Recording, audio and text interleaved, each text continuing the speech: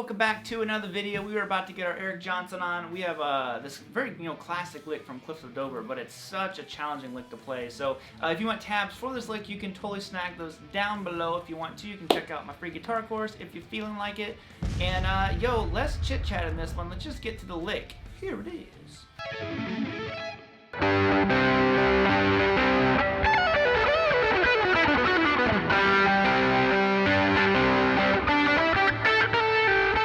Alright, so let's break this lick down. So one of the most challenging things of this is how in the world do you go from this rhythm, kind of playing those chords, and have to shift up here, play a lightning fast lick, right back to rhythm. I don't know how he does it. It's such a challenging thing to do. But anyways, a lot of people might comment on the fact that I'm not using a Strat. Well, Cliffs of Dover was actually recorded on a 335 called Zap. And he punched in the main solo was his Strat. If you listen, there's a little bit of a tone change. But that's, overall, the part like I'm playing you is actually recorded on his 335. Well, not his, it was his drummer's 335. So real slow, the lick is this. It goes...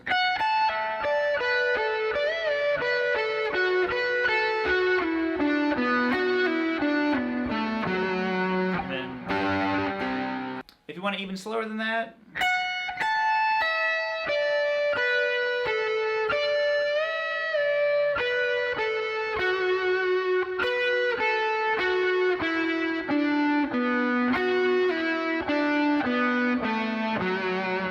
He might be hitting that E. I can't remember. Oh. Either way, you can throw it in there if you want. I'm not Eric Johnson, so I can't play it as good as him. But overall, like I said, I had to figure out the picking way. I'm not exactly sure how Eric picks this lick. This is just strictly what worked best for me. It was always one of my favorite licks out of Cliffs of Dover. And essentially what I figured out that helped me is going like this. So I go 14 to 17 on the high E string, and I do a pull off to 12.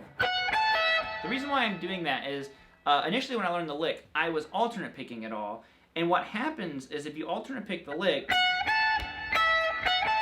you end on a down, and it made going back to the B, because then I have to cross a string and play that 15 to 12, it made it really difficult. It made my hand jump, and I didn't like that jumping sensation on my hand. Eric kind of bounces around when he plays, so he could be alternate picking that for all I know. What I found that worked best was, like I said, 14, 17, pull off the 12.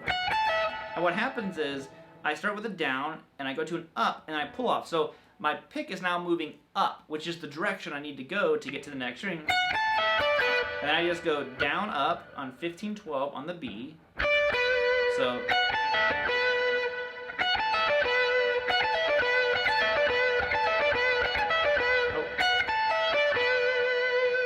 Okay, and then I go to 14 on the G, so... Now, the next part here, he could be sliding. I went with a bend, it just made the most sense to me. He could be sliding, though. It's, Eric slides around a lot, too, when he plays, so he does whatever he wants. He's Eric Johnson. He's the man. So that's what I went with. I went with a bend. So I went 15, bend up a full step, slide back down.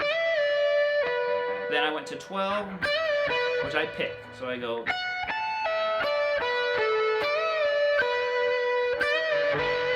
Now, the part here that's kind of tricky is you have to go 14 to 11 on the G.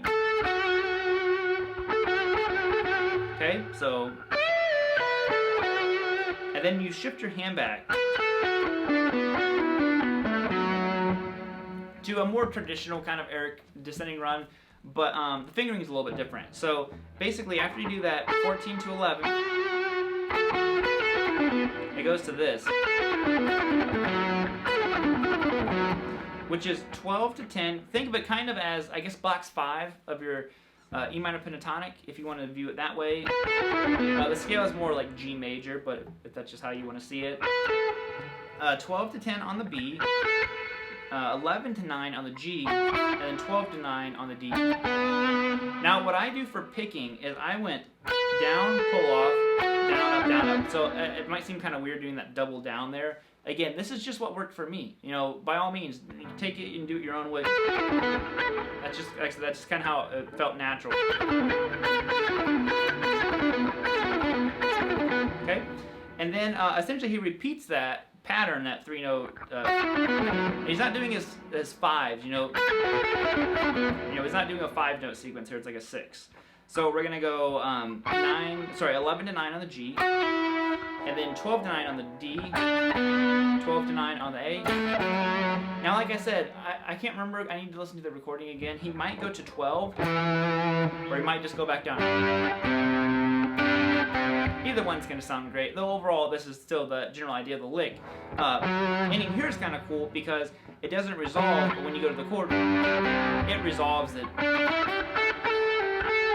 And even learn those little fills that he does. If you really want to get into Eric Johnson stuff, learn his just his phrasing is so good. Listen to like he's instead of just going, it doesn't do it like that. He goes little things like that give you the EJ sound. So again, to kind of recap this, we go.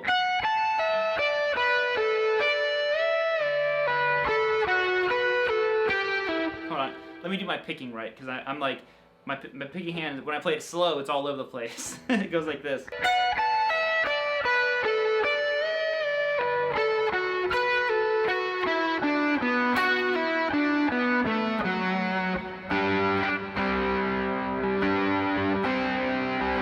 Kind of like a medium tempo.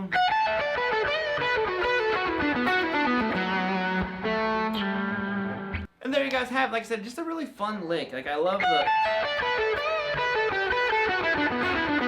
It's very EJ. All over the place. So, have fun with that one. Like I said, we're getting ready to get our jam on. No drums today, unfortunately. I didn't have that queued up. But, I'll still lay down some rhythm for you. So, come back. We'll be jamming some more. Get the tabs. And, see you later. Whoop!